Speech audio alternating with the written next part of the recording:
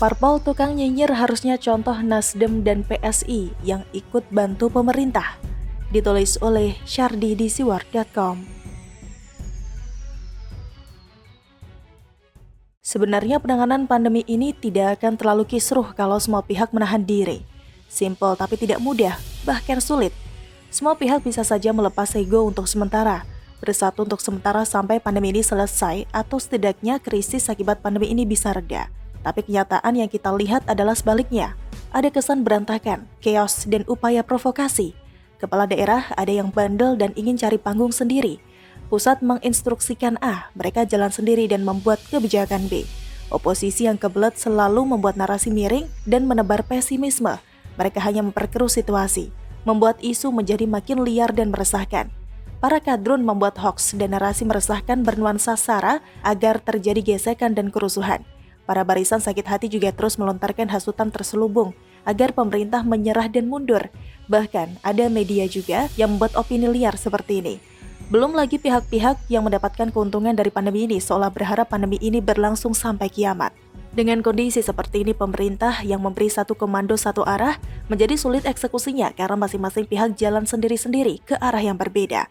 Terlalu banyak yang berselancar di atas ombak pandemi demi berbagai kepentingan. Terlalu banyak nafsu-nafsu politik yang membuat pandemi ini terkesan sangat mengerikan dan mengkhawatirkan. Kali ini saya bicara soal partai politik. Ada belasan partai di negara ini. Ada yang pro dan ada yang oposisi. Yang oposisi ini saya lihat kerjanya hanya merepet kayak emak-emak. Bukannya diam, malah menebar pesimisme dan menggiring opini busuk. Salah satu kata bijak Dalai Lama adalah, tujuan utama kita dalam hidup ini adalah membantu orang lain. Dan jika Anda tidak dapat membantu mereka, setidaknya jangan menyakiti mereka.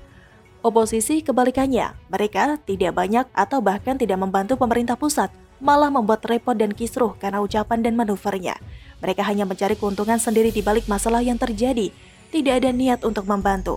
Partai Nasdem meminjamkan 20 ambulans dan mobil jenazah untuk membantu mobilitas penanganan COVID-19 di wilayah DKI Jakarta dan sekitarnya. Rinciannya 10 unit ambulans dipinjamkan ke RSUD di DKI Jakarta dan 10 armada lainnya siaga di posko Satgas COVID-19 yang berada di 5 wilayah DKI Jakarta.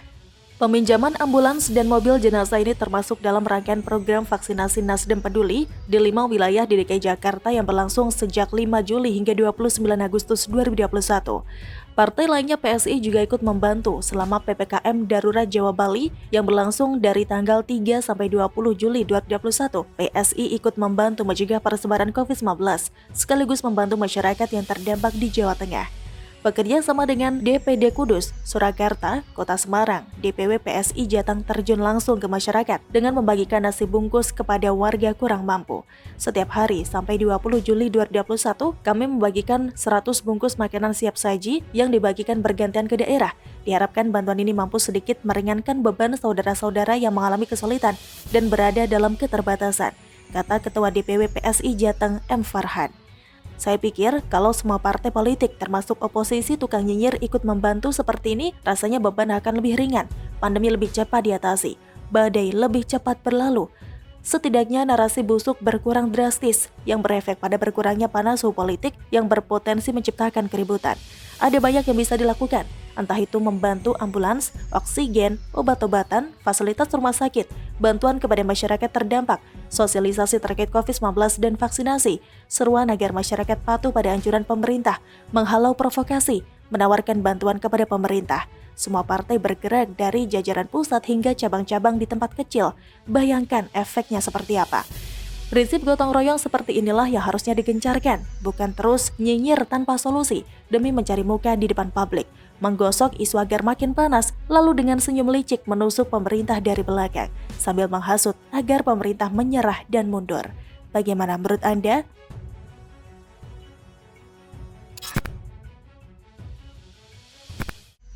Mengiris Pangeran Cekias Ibas, wahai rakyatku, soal Failed Nation. Ditulis oleh Anto Cahaya di siwar.com.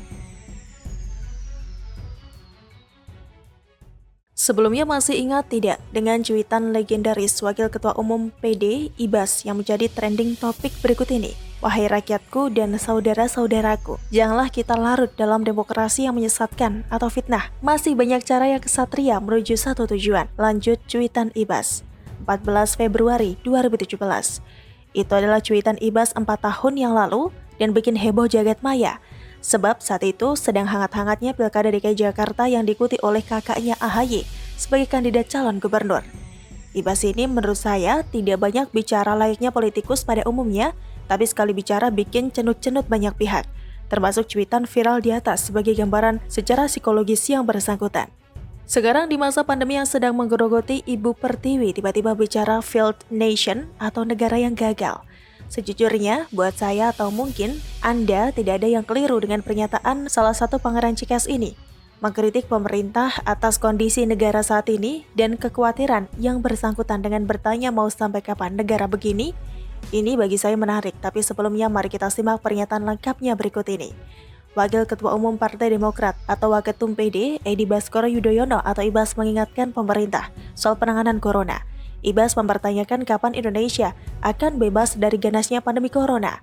COVID-19 makin mengganas, keluarga, sahabat, dan di lingkungan kita banyak yang terpapar bahkan meninggal dunia. Sampai kapan bangsa kita akan terus begini? Kata Ibas dalam foto fraksi Partai Demokrat DPR Republik Indonesia seperti dilihat pada Rabu 7 Juli 2021.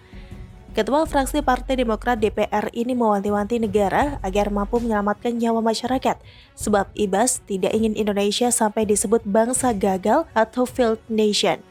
Jangan sampai negara kita disebut sebagai failed nation akibat ketidakmampuan negara selamatkan rakyatnya, ujarnya. Ibas juga bicara soal banyaknya warga yang sudah divaksin, namun tetap terpapar virus corona. Ibas berharap pemerintah tidak ragu untuk menghadirkan vaksin yang mumpuni menangkal corona. Selain itu, Ibas bicara soal ketersediaan tabung oksigen di tanah air. Pemerintah, kata Ibas, seolah tidak berdaya dalam penanganan corona. Penanganan COVID-19 sudah memasuki tahun kedua. Pemerintah terlihat tidak berdaya, antisipasi pun lemah. Bagaimana mungkin tabung oksigen disumbangkan ke negara lain, sementara di saat rakyat sendiri membutuhkan, barangnya susah didapat, imbuhnya. Peran oposisi memang salah satunya mencari celah pemerintahan yang sedang berkuasa untuk dapat digunakan sebagai senjata ampuh untuk menyerang musuh. Soal failed nation yang dilontarkan Ibas bagiku berlebihan. Upaya pemerintah selama ini tidak main-main. Program-program pemerintah selama COVID juga memberi dampak yang positif. Atau dengan kata lain, negara hadir di tengah rakyat. Sebagai organisasi, lantas apa yang sudah diberikan Partai Demokrat selama pandemi berlangsung? Selain kritik bak ular berbisa yang dilakukan oleh para kadernya tersebut. Yang dihadapi negara ini wabah, bukan rezim yang sedang berkuasa, lalu timbulkan teror ke rakyat sendiri.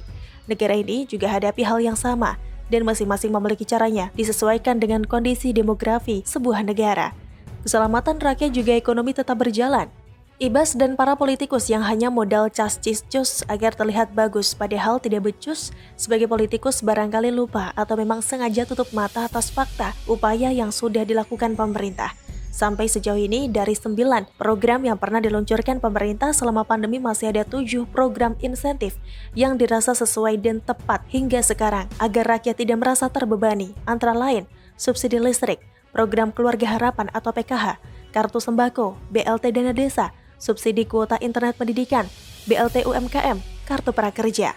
Begitu pula aplikasi dalam mengantisipasi penyebaran virus dengan PPKM dan target vaksin 1 juta setiap harinya dan akan meningkat di bulan-bulan berikutnya dan kebijakan-kebijakan yang lainnya. Hal-hal di atas apakah kiranya tidak dapat dijadikan dasar bahwa pemerintah telah hadir di tengah rakyat?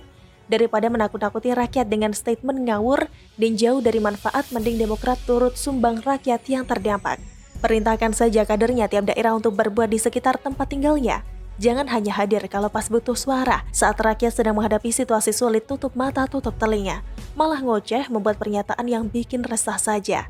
Ah, Mas Ibas ada salam manis dari Anas tuh. Wahai rakyatku, jawab Pangeran Cikeas.